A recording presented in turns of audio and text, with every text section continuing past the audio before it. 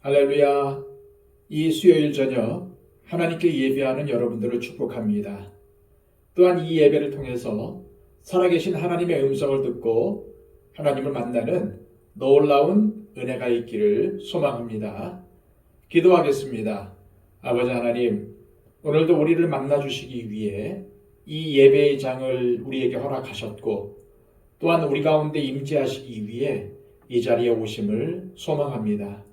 아버지 하나님, 이 예배를 통해서 더욱더 하나님 앞에 가까이 나가기를 원합니다.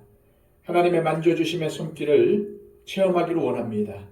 주님, 영과 진리로 주님 앞에 예배하며 간절한 마음으로 주님 앞에 엎드리오니 주님, 예배하는 우리 한 사람 한 사람을 받아주시고 하나님의 은혜로 우리의 빈 마음을 채워주시옵소서. 아버지 하나님, 오늘 주시는 말씀을 통해서 하나님의 뜻을 깨닫게 하시고 또한 주시는 말씀에 순종하여 하나님의 의의를 이루는 삶을 살게 하여 주시옵소서. 오늘 드리는 이 예배의 시종을 주님께 맡겨드리며 예수 그리스도의 이름으로 기도하옵나이다. 아멘. 다 함께 찬송가 542장 찬양 드립니다.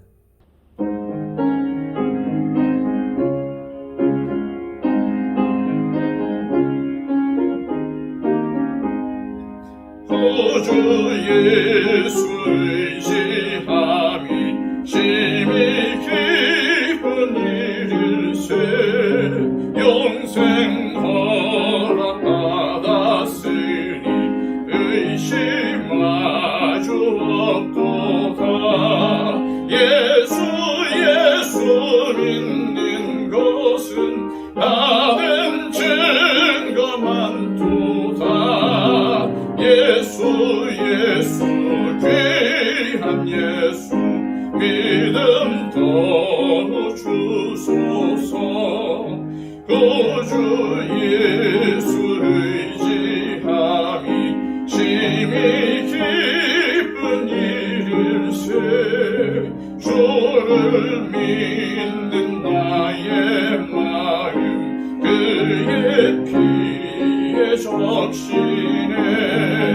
예수 믿는 것은 나는 증거 많도다. 예수 귀한 예수 믿음 더욱 주소서.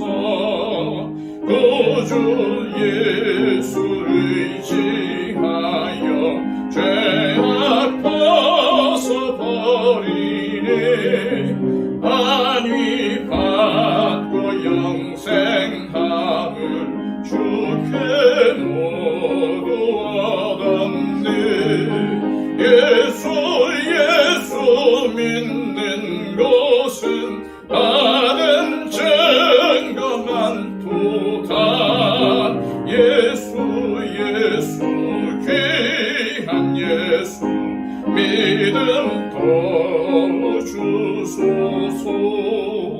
구주 예수 의지하여 구원함을 얻었네. 영원 무궁지나도록 주여 함께 하소서. 예수 믿는 것은 나는 증거 많도다. 예수 귀한 예수 믿음 더욱 주소서.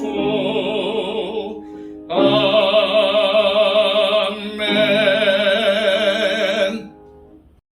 찬송 하나 더 하겠습니다. 찬송가 459장입니다.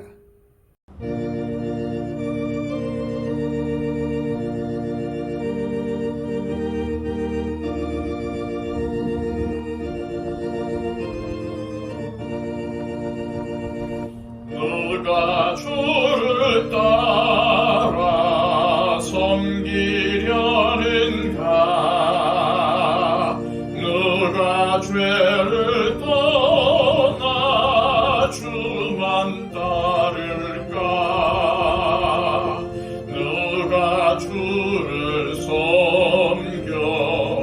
남을 구할까? 누가 주의 뒤를 따라가려나?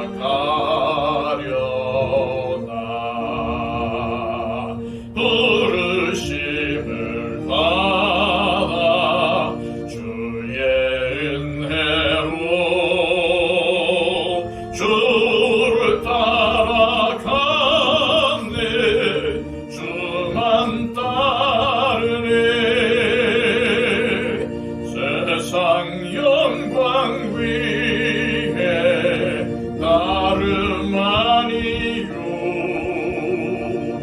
크신 사랑 인해 주만 따르고 주가 내려주신 은혜 힘입어 주의 뒤를 따라 힘써 일하네. 부르심을 받아 주의 은혜로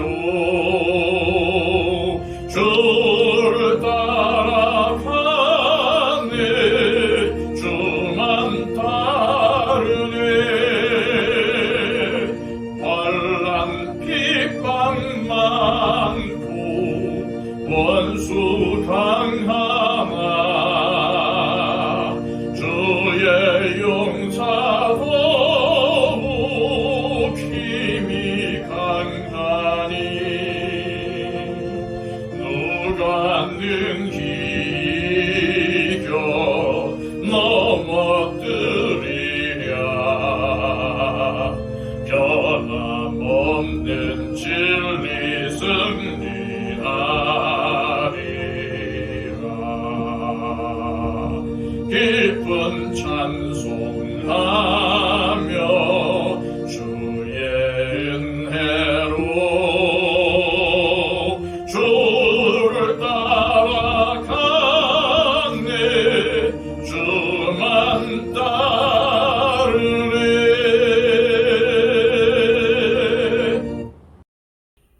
이 시간 우리에게 주시는 하나님의 귀한 말씀은 신약성경 요한복음 9장 13절에서 23절까지의 말씀입니다.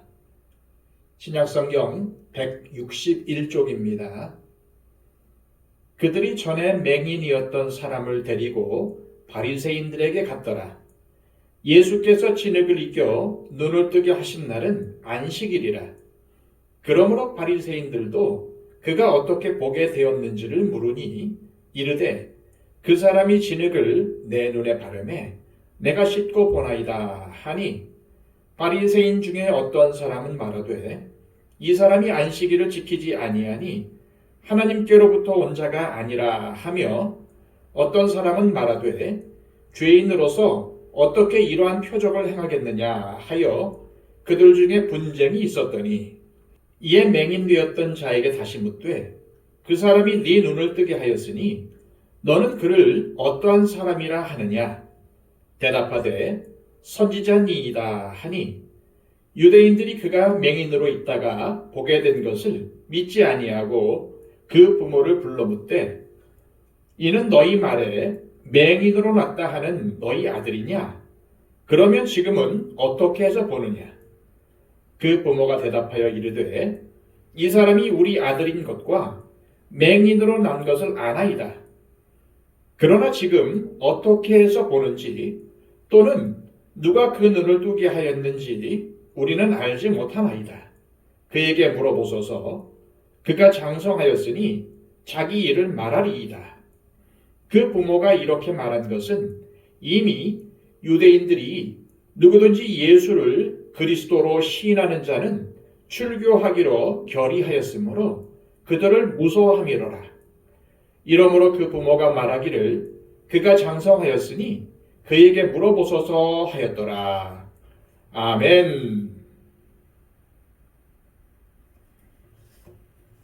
오늘 본문에는 날 때부터 보지 못한 시각장애인이 눈을 뜨고 다니는 것을 본 여러 사람들의 반응이 나옵니다. 먼저 시각장애인을 잘 알던 주변 사람들의 반응이 나오고, 그 다음 바리새인들의 반응이 나오고, 시각장애인이었던 당사자의 반응이 나오고, 또 그의 부모의 반응이 나옵니다. 지난 시간에 보았듯이 예수님은 아주 특이한 방법으로 나면서부터 시각장애인이 된 이 사람의 눈을 고쳐주셨습니다. 침을 뱉어서 진흙을 이겨 그의 눈에 붙여주시고 실로암 못에 가서 씻으라고 하셨습니다. 그가 예수님의 명령에 순종하여 실로암에 가서 눈을 씻자 곧바로 보게 된 것입니다. 만일 이 사람이 정상인으로 살다가 어떠한 사고나 병 때문에 시력을 잃었다가 예수님 때문에 다시 보게 되었다면 다시 본다는 기쁨이 매우 컸겠지만, 나면서부터 앞을 못 보던 이 사람이 볼 수 있게 된 것은 기쁨만이 아니라 말로 표현할 수 없는 경외감도 분명히 있었을 것입니다. 왜냐하면 이 사람에게는 보이는 모든 것이 생전 처음 보는 것들이기 때문입니다. 중간에 시력을 잃은 사람들은 보이는 것들에 대한 기억이 있지 않습니까? 그러나 이 사람은 세상이, 그리고 사람들이 어떻게 생겼는지를 알지를 못합니다. 특히 그는 자신의 가족들이 어떻게 생겼는지 알 수가 없었습니다. 자기 가족들을 만지면서 어느 정도 이렇게 생겼을 것이다 라고 상상은 했겠지만은 가족들의 모습을 한 번도 본 적이 없었습니다. 그런데 실제로 눈을 뜨고 보면서 자신이 상상했던 것과는 전혀 다르게 생긴 사람들과 사물들을 보면서 큰 충격을 받는 동시에 또 얼마나 감격했겠습니까? 내 가족이 이렇게 생겼구나, 세상이 이렇게 생겼구나 라며 얼마나 놀라워했겠습니까? 그런데 눈을 뜨고 나서 자기가 있던 곳으로 갔을 때에 예수님은 거기에 계시지 않았습니다. 그래서 이 시각장애인은 자기의 집으로 돌아갔던 것으로 보입니다. 그러자 이웃들 중에 그를 알아보는 사람들이 있었습니다. 그들도 큰 충격을 받았습니다. 눈을 뜨고 난 다음에 느끼는 기쁨은 당사자가 가장 크게 느꼈을 것이지만 주변 사람들도 큰 충격을 받았습니다. 왜냐하면 날 때부터 못 보던 사람이 어떻게 보게 되었는지 알 수가 없었기 때문입니다.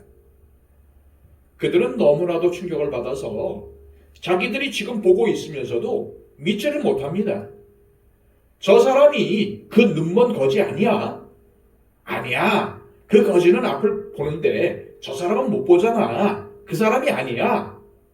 아니야. 똑같이 생겼잖아. 그 사람이 맞아. 라고 합니다. 그렇다, 아니다, 의견이 분분합니다. 그런데 이것은 정말 못 믿겠다는 의심이라기보다는 충격의 표현입니다. 충격을 받아서 쉽게 받아들이지 못하는 겁니다. 그런데 그 사람은 내가 앞을 못 보던 그 사람이 맞다 라고 시인합니다. 그리고 예수라는 사람이 자기의 눈을 뜨게 해주었다고 밝힙니다. 그러자 이웃들은 그를 바리새인들에게 데리고 가죠. 14절에 보면은 예수님께서 이 시각장애인의 눈을 고친 날이 안식일이었기 때문에 사람들이 눈을 뜬 이 사람을 바리새인들에게 데리고 갔던 것입니다. 다시 말해서 안식일에 눈을 뜬 것이 율법에 비추어 볼 때에 옳은 일인지 아닌지를 알아보기 위해서 바리새인들에게 눈뜬 사람을 데리고 간 것입니다. 그것이 아니면은 이 눈뜬 사람이 바리새인들이 잡고자 하는 예수와 교제했다는 사실을 고발하기 위해서 데리고 갔을 수도 있습니다. 사실 그들의 이러한 행동은 율법과 정의를 외치는 사람들의 얼굴 뒤에 감추어진 잔인함과 무정함이 엿보이는 모습입니다.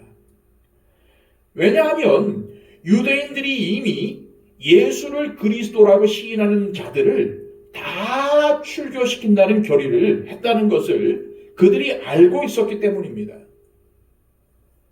이웃 사람들의 이러한 행동이 이해가 되지 않는 것은 아닙니다. 구걸하던 이웃의 시각장애인이 보게 되었다는 것은 정말 엄청난 일입니다. 너무나 좋은 일이고 특히 그 부모와 친했던 사람들에게는 그 부모의 근심이 해결되었으니 얼마나 기쁜 일이었겠습니까? 같이 기뻐해주고 싶지만 그의 눈을 뜨게 해준 사람이 예수라고 했을 때 그 위험을 감수하고 그들과 사귀거나 그들을 옹호해줄 용기는 없었을 것으로 보입니다. 그리고 이웃들은 무엇보다도 이 사건을 통해서 자기에게 혹시라도 불이익이 올까봐 거기에 더 신경을 쓰고 있습니다. 예수님이 자신들을 구원한 메시아이며 그분을 믿으면은 눈뜬 시각장애인처럼 영생을 얻을 수 있다는 것보다는 그저 자신들의 안위에만 관심을 두고 있습니다. 이런 것은 적극적인 반대는 아니지만 무관심입니다. 지금 많은 사람들이 예수님께 오지 않는 큰 이유가 바로 무관심 때문입니다. 예수님에 대해, 구원에 대해, 영생에 관해 관심이 없습니다. 예수님을 믿으면은 뭐가 좋은가를 생각하기보다는 자기 일이 바쁘고 또 자기에게 조금이라도 손해가 올 것 같으면 오지 않습니다. 오히려 돈 버는 일이라든지 재테크 등 다른 일에 관심이 더 많습니다. 눈뜬 사람의 이웃들도 혹시 예수가 그를 낫게 해주었기 때문에 그와 교제를 하다가 뭔가 자기들에게 불이익이 오지 않을까 염려하여 예수님께 관심을 두지 않았던 것입니다. 하지만 바리새인들에게는 예수님이 메시아인가 하는 것이 결코 남의 일이 아니었습니다. 눈뜬 사람의 이웃들은 거기에 별 관심이 없었지만 바리새인들에게는 그것이 큰 관심사였습니다. 만약 예수님이 정말 메시아라면 자기들에게는 큰일 나는 일이기 때문입니다. 15절, 16절입니다. 그러므로 바리새인들도 그가 어떻게 보게 되었는지를 물으니 이르되 그 사람이 진흙을 내 눈에 바르매 내가 씻고 보나이다 하니 바리새인 중에 어떤 사람은 말하되 이 사람이 안식일을 지키지 아니하니 하나님께로부터 온 자가 아니라 하며 어떤 사람은 말하되 죄인으로서 어떻게 이러한 표적을 행하겠느냐 하여 그들 중에 분쟁이 있었더니 지금 바리새인들은 예수님이 무슨 말을 해도 예수님이 메시아이심을 증거하는 어떠한 결정적인 일이나 사건이 있어도 그들은 자신들의 기득권을 포기하고 싶지 않습니다. 아니, 포기하지 않기로 결심을 했습니다. 무슨 말입니까? 예수님이 메시아이심을 증거하는 사건들이 지금까지 많이 일어났는데 바리새인들은 그 사실을 외면한 채 사람들의 입을 막기로 한 것입니다. 그래서 그들은 날 때부터 앞을 못 보던 이 사람이 어떻게 눈을 뜨게 되었는지, 도대체 예수라는 사람이 이 사람을 어떻게 고칠 수 있었는지, 이것이 정말 하나님의 능력인지 등을 알아보는 데 관심을 가지기보다는 예수님이 이 일을 안식일에 행했다는 것에만 초점을 두고 있습니다. 아니, 날 때부터 보지 못한 사람이 예수님께 고침을 받아서 보게 되었다는 것이 얼마나 엄청난 일이고 얼마나 축하할 일입니까? 자기들 중에 누가 이러한 일을 할 수 있습니까? 그렇다면 당연히 눈을 뜨게 하신 분이 누구인가? 이분이 정말 메시아인가에 관심을 두어야 하는데 안식일에 그런 일을 행했다는 것에만 초점을 맞추고 어떻게 하면 예수님을 잡을까에만 몰두하고 있습니다. 17절입니다. 이에 맹인되었던 자에게 다시 묻되 그 사람이 네 눈을 뜨게 하였으니 너는 그를 어떠한 사람이라 하느냐? 대답하되 선지자니이다 하니 너무나 분명한 대답 아닙니까? 사실 이 시각장애인의 입장에서 예수님을 선지자라고 한 것은 최고의 찬사입니다. 왜냐하면 이 사람은 아직 예수님이 어떠한 분인지 정확히 알지 못하기 때문입니다. 따라서 예수님이 메시아라는 것을 아직까지는 이 사람이 모르고 있습니다. 그런데 이 사람은 구약의 선지자들이 많은 이적을 행했다는 것은 알고 있었던 것 같습니다. 그래서 수많은 이적을 행한 엘리야와 엘리사 같은 선지자를 염두에 두고 대답을 한 것으로 보입니다. 예수님은 선지자, 즉 엄청난 하나님의 능력을 나타내는 사람이라는 것입니다.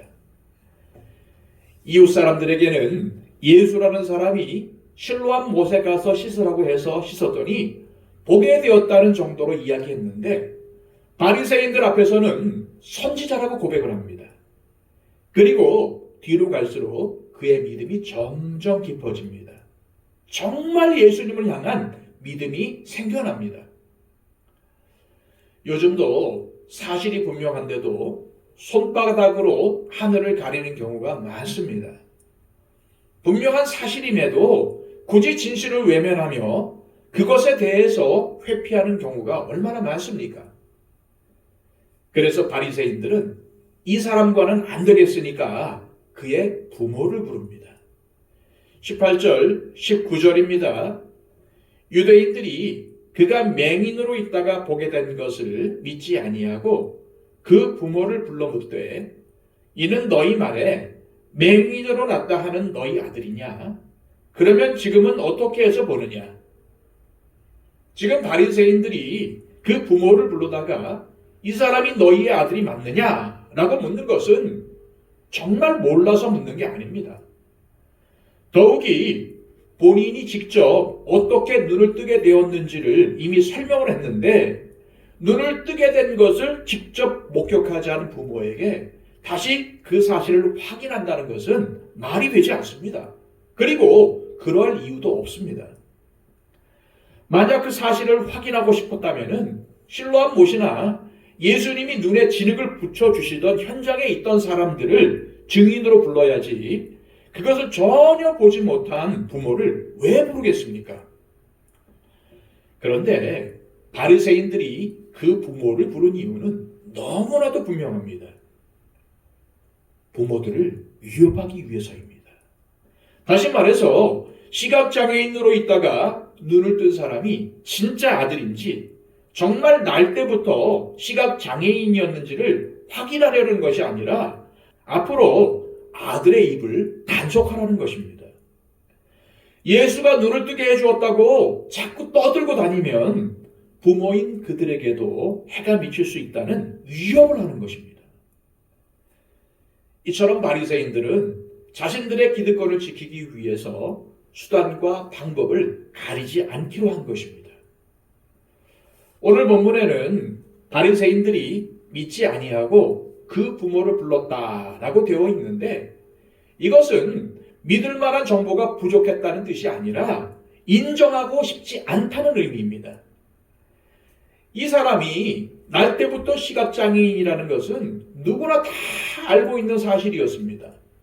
바리새인들도 지나다니면서 이 사람을 왜 못 받겠습니까?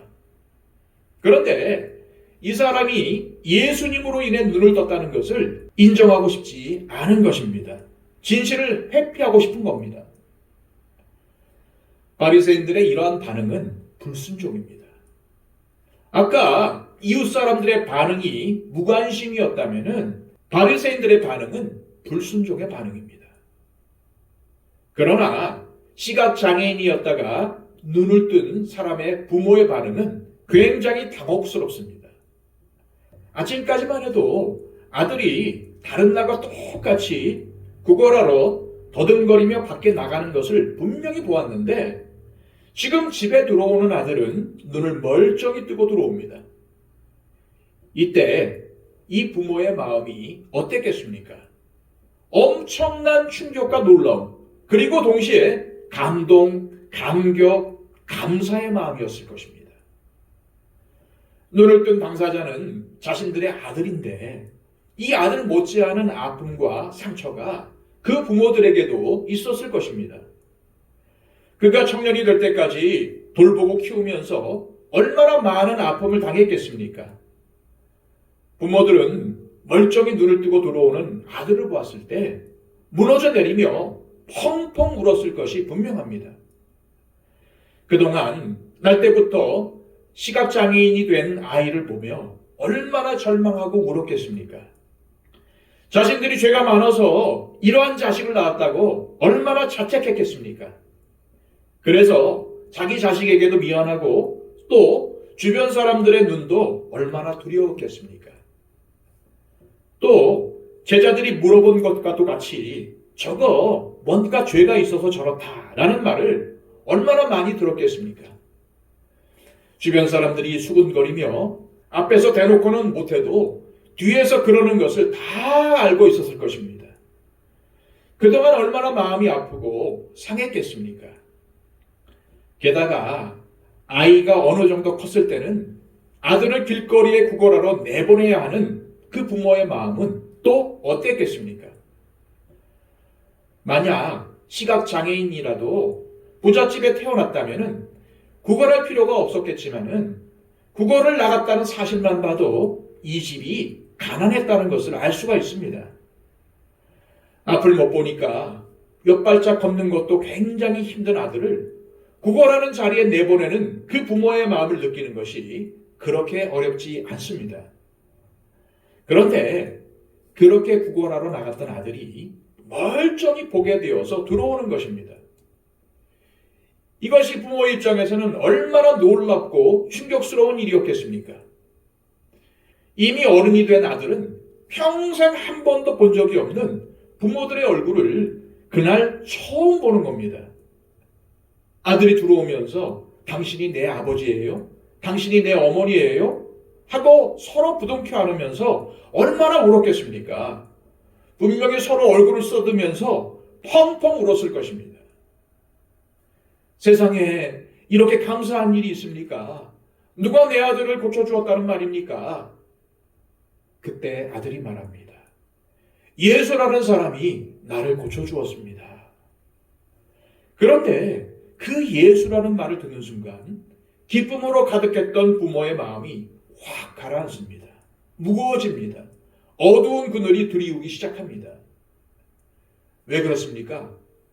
예수라는 사람은 바리새인들과 종교 지도자들이 잡아 죽이겠다고 혈안이 되어 있는 사람이기 때문입니다. 그러자 갑자기 두려움이 다가옵니다. 지금 눈을 뜬 아들을 보면은 너무나도 기쁘고 감사하고 좋은데 동시에 눈을 떴다는 이것이 굉장한 부담으로 다가옵니다. 평생 아들 때문에 고생하고 마음이 너무 아팠는데 이제는 그 아들이 눈을 뜨게 된 것이 너무 기쁘지만 동시에 예수라는 사람에게 고침을 받았다는 사실이 큰 두려움과 부담으로 다가오게 된 것입니다. 아니나 다를까 바리새인들이 아들을 불러갑니다. 또 얼마 되지 않아서 자기들도 오라고 합니다. 바리새인들이 자기들을 불러서 아들이 어떻게 보게 되었냐고 묻습니다. 왜 그런 질문을 하겠습니까? 그 의도를 부모들은 너무나도 잘 알고 있었습니다. 그래서 뭐라고 합니까? 20절, 21절입니다. 그 부모가 대답하여 이르되 이 사람이 우리 아들인 것과 맹인으로 난 것을 아나이다. 그러나 지금 어떻게 해서 보는지 또는 누가 그 눈을 뜨게 하였는지 우리는 알지 못하나이다. 그에게 물어보소서. 그가 장성하였으니 자기 일을 말하리이다. 사실 부모들의 말은 틀린 말이 아닙니다. 부모들은 예수님이 자신들의 아들을 고쳐주시는 현장에 없었기 때문입니다. 그런데 그에게 물어보소서. 그가 장성하였으니 자기 일을 말하리이다. 라는 부모들의 대답은 우리는 모르겠고 아들에게 직접 물어보시죠. 라는 의미인데 이것은 어떻게든 벌을 면하려고 하는 태도입니다. 사실 아들이 장성했다고 하는데 유대인들은 보통 13세에 성인식을 합니다. 그러므로 이 아들은 최소한 13살은 넘었고 10대 후반이나 20대 초반이 되었을 것으로 추측을 할 수 있습니다. 그가 성인이니까 스스로 대답하도록 물어보라는 겁니다. 그런데 이 부모들이 누가 자신의 아들의 눈을 뜨게 해주었는지 알까요? 모를까요? 압니다. 아들이 말을 안 해줬겠습니까? 그런데 자기들은 모른다고 합니다. 최대한 벌을 받지 않으려고 노력하고 있는 것입니다.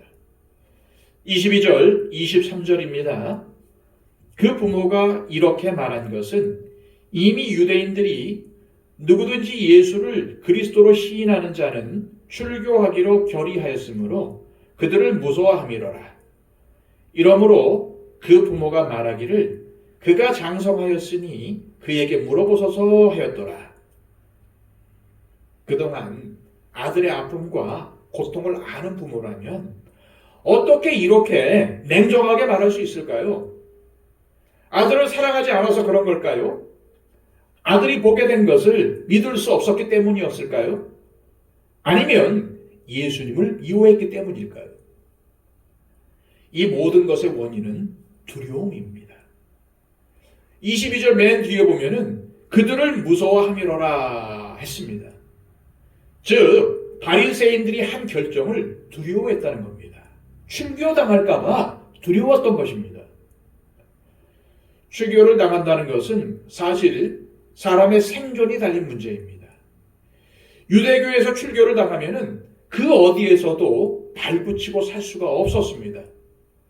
다른 데 이사 가도 그 꼬리표가 항상 따라다닙니다. 그래서 먹고 사는 데 큰 지장이 있었습니다.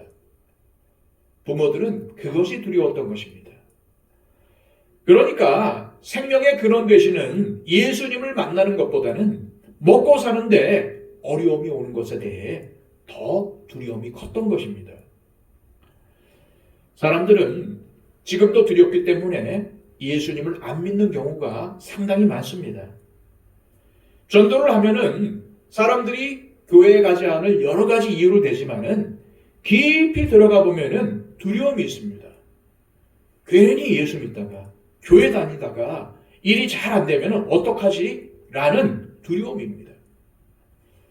학생들이 시험 때가 되면은 왜 교회에 안 나올까요? 괜히 교회에 갔다가 시험을 망칠까봐 두려움이 있는 겁니다. 사실 교회에 안 간다고 시험을 매우 잘 보는 것도 아닙니다. 그런데 두려움 때문에 안 가는 것이지 진짜 시험 때문은 아닙니다. 이것은 사업을 하는 사람도 마찬가지이고 직장에 다니는 사람들도 마찬가지입니다.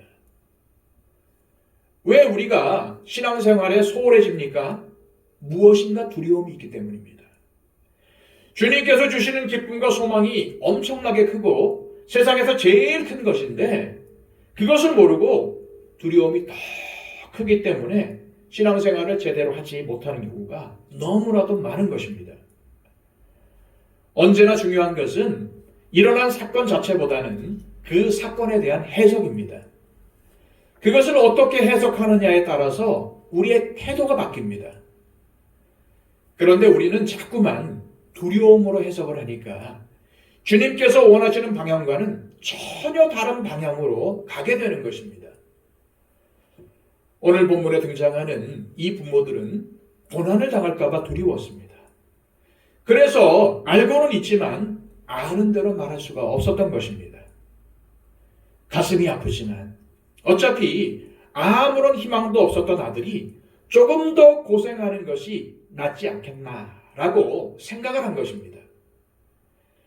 이웃 사람들이 무관심의 반응을 보였고 바리새인들이 불순종의 반응을 보였다면 이 부모들의 반응은 비겁한 반응이라고 할 수 있습니다.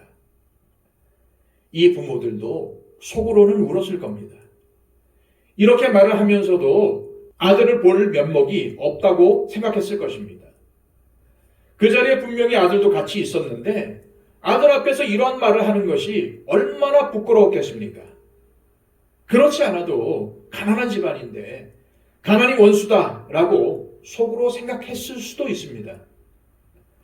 그런데 이 비겁한 반응이 사실은 우리의 모습은 아닌가 생각됩니다. 우리가 이웃 사람들처럼 주님께 무관심한 사람들은 아니지 않습니까? 또 바리새인들처럼 주님께 불순종하고 일부러 대적하는 사람들은 더더욱 아니지 않습니까? 우리 안에는 주님을 믿는 기쁨도 있고 확신도 있고 믿음의 고백도 있습니다. 그런데 우리는 우리 자신에게 불이익이 올지 모른다는 생각 앞에서는 자주 비겁해집니다.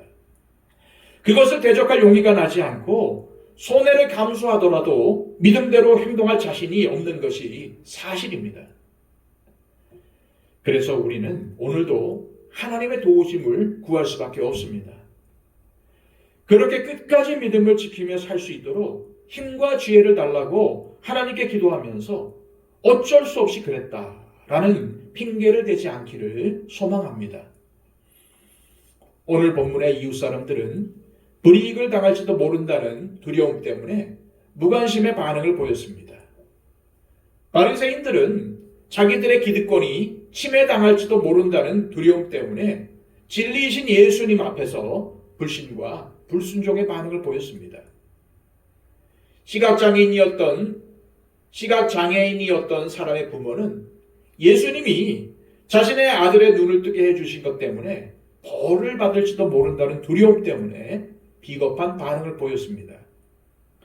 이 사람들 모두는 두려움 때문에 제대로 된 믿음의 반응을 보이지 못했습니다. 그런데 오늘 본문에서 아무런 두려움 없이 믿음의 반응을 보이는 사람이 한 명 있습니다. 누구입니까? 바로 시각장애인이었던 사람입니다. 바리새인들이 그 사람이 네 눈을 뜨게 하였으니 너는 그를 어떠한 사람이라고 하느냐? 라고 물었을 때에 당당히 대답합니다. 그분은 선지자입니다. 대답에서 아무런 두려움이 느껴지지 않습니다. 우리는 매일 크고 작은 결정들을 내리며 삽니다. 그때 두려움으로 결정을 하든지 믿음으로 결정을 하게 됩니다. 매일매일 살아가는 것도 그렇고 주일에 예배를 드리러 나오는 것이나 예배를 빠지는 것도 성경을 읽고 기도할 시간을 낼지 아니면 그 시간에 다른 것을 할지는 모두 우리가 결정을 하는 것입니다. 그렇다면 결정을 내릴 때에 두려움으로 하시겠습니까? 아니면 믿음으로 하시겠습니까? 두려움 때문에 잘못된 결정을 하는 것이 아니라 믿음으로 올바른 결정을 함으로써 하나님을 기쁘시게 하는 저와 여러분들이 되시기를 소망합니다. 기도하겠습니다. 아버지 하나님, 오늘 일어난 사건을 본문을 통해 보면서 우리의 믿음에 대해서 다시 한번 점검하게 되었습니다. 하나님, 우리 안에 두려움이 있는 것은 아닌지요. 무엇보다도 다 알고 있으면서도 비겁한 반응을 보였던 그 부모들의 모습이 우리의 모습이 되지 않기를 소망합니다. 아버지 하나님, 진리 앞에서 당당하게 그 진리를 붙잡고 믿음으로 사는 모습을 보이게 하여 주시고 많은 사람들 앞에서 두려워하기보다는 오늘 고침받은 이 시각장애인처럼 당당하게 예수님을 고백하는, 당당하게 믿음을 고백하는 삶을 살아갈 수 있도록 인도하여 주옵소서. 주님 보시기에 비겁한 믿음의 사람이 아니라 당당하게 용기 있게 행동하는 신앙이 될 수 있도록 역사하여 주시옵소서. 예수 그리스도의 이름으로 기도하옵나이다. 아멘.